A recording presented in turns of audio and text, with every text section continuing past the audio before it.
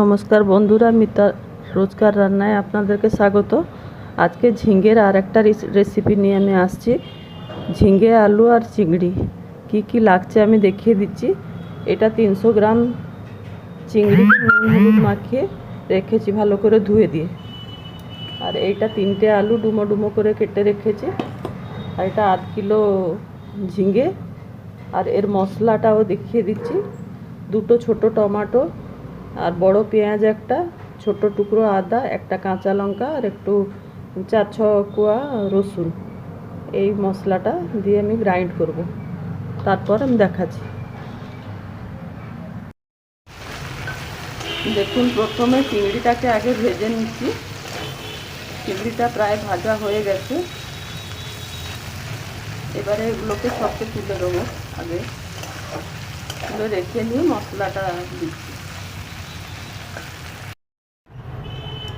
একটু 2-4 চামচ 4 চামচের মতন সর্ষের তেল দিলাম। আর একটু 5 ফোড়ন দিলাম।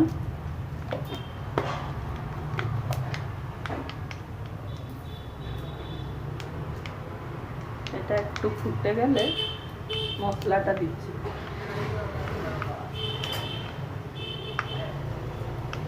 এইটা ওই পেঁয়াজ রসুন আদা কাঁচা লঙ্কা ওই বাটাটা রেখেছি, এবারে দিয়ে দিচ্ছি।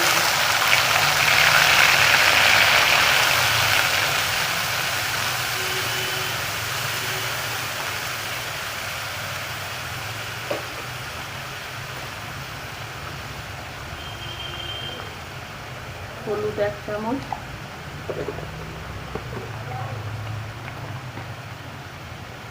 কাশ্মীরি লঙ্কা গুঁড়ো 1 চামচ।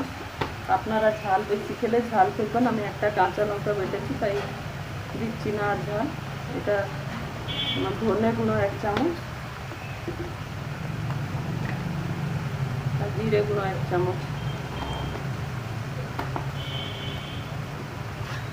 এটাকে দিয়ে খুব ভালো করে একটু কষে নিতে হবে।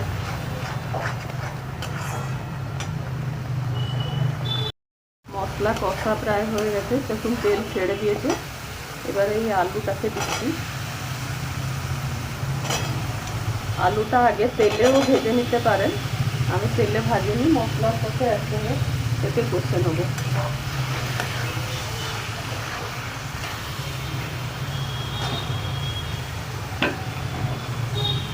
এবারে স্বাদ মতন নুন 1/2 চামচ মতন দিলাম।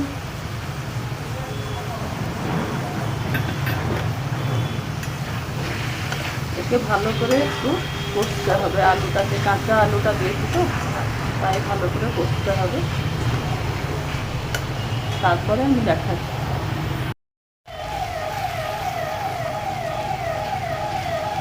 আলু কষা হয়ে গেল।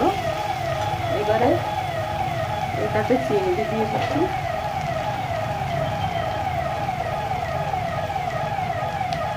আর এই ঝিঙেটাও দিয়ে দিচ্ছি। এবারে একটু ভালো করে কষে দিয়ে ঢাকিয়ে দেবো, তারপর দেখাচ্ছি।